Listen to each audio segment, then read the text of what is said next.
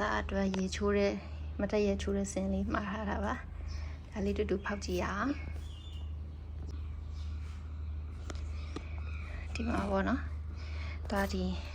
နေရာလေးမှာဒီဘဲရုပ်ကလေးကိုတက်လို့ရတယ်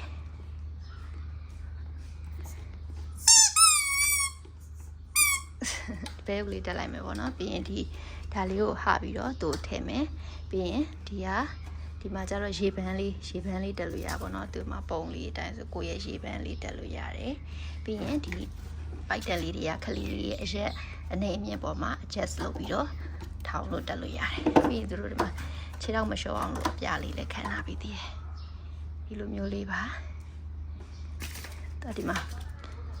တက်စင်ပုံလေးလည်းရှိရပါတော့ဒီအဝင်းထဲမှာဆိုရင်ဒါလေးကိုဖိပြီးတော့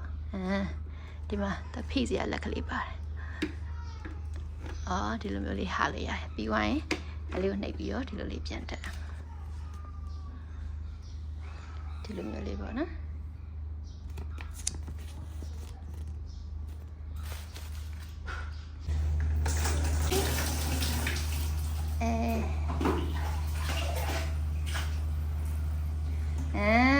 မိုက်တယ်ကွာ